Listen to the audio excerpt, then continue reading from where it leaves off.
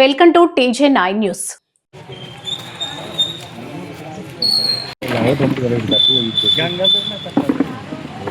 నియోజకవర్గంలో ప్రతిపాడు మండలంలో ధర్మవరం గ్రామం. ఈ గ్రామం నుంచి ప్రతిపాడు ఎస్ఐ గారు లక్ష్మీకాంతం గారికి వచ్చిన నమ్మకమైన సమాచారంతో ఈ సమాచారం ఏంటంటే మన జిల్లా ఎస్పీ గారు, కాకినాడ జిల్లా ఎస్పీ గారు శ్రీ జి బిందుమాధవ్ గారు సార్ ఈ జిల్లాకి ఎస్పీగా వచ్చిన దగ్గర నుంచి కూడా ఈ జోదాల గురించి కానీ లేకపోతే ఈ గోవులకు సంబంధించి రవాణా కానీ వధ కానీ ఇలాంటి విషయాల మీద, అలాగే గ్రామాల్లో అశ్లీల నృత్యాలకు సంబంధించి చాలా స్ట్రిక్ట్గా యాక్షన్ తీసుకున్నారు. మీ అందరికీ తెలిసింది. అందులో భాగంగా ఈ జంతు గోవులు వాటిని ఐడెంటిఫికేషన్ చేసి ఎవరైతే చేస్తున్న దాన్ని నిఘా పెట్టడం మాకు ఆదేశాలు ఇవ్వడం జరిగింది. గతంలో కూడా మాకు సంబంధించి తుమ్ములు ఇలాంటి కేసు ఒకటి రిపోర్ట్ అవ్వడం జరిగింది. ఇందులో భాగంగా నిన్నటి దిన 26వ తారీఖున ధర్మవరం గ్రామం చేసిన ఇన్ఫర్మేషన్తో మన ఎస్ఐ గారు లక్ష్మీకాంతం గారు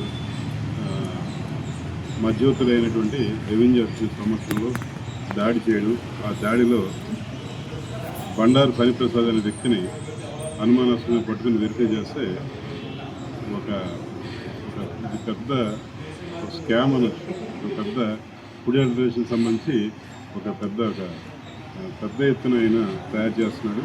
ఈయన ఏంటంటే ప్రజలకి ఈరోజు ఎంతో అనారోగ్యానికి గురి కాబట్టి అమ్ముతున్నాడు, ఏదో వంటలు కాదు.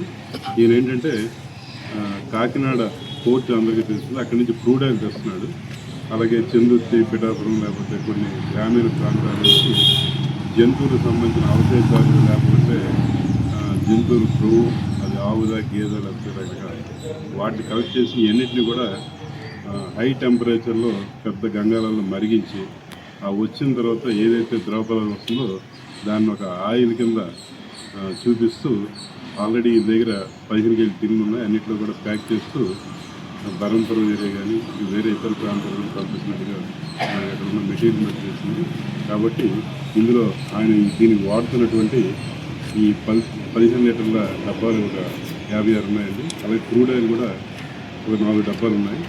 అలాగే గ్యాస్ సిలిండర్లు 22 ఉన్నాయి. గ్యాస్ స్టవ్ ఉంది, పెద్ద గంగాలం ఉంది, చూసారు పెద్ద గంగాలం ఉంది. అలాగే ఖాళీ డబ్బాలు ఒక 26 ఉన్నాయి. ఇవన్నీ కూడా ప్యాకింగ్ మెటీరియల్ ఇవన్నీ కూడా ఇందులో ఉన్నాయి. ఇవన్నీ కూడా సీజ్ చేయడం జరిగింది. ఇందులో ఈయన కాకుండా ఈయన సహకరిస్తున్నటువంటి ఎవరైతే ఉన్నారో ఈ కార్యక్రమంలో వాళ్ళందరినీ కూడా ఈ కేసులో ఉద్దారి కింద ఈ కేసులో పెట్టడం జరుగుతుందండి. వాళ్ళందరి మీద కూడా క్రిమినల్గా చర్యలు తీసుకుంటారు.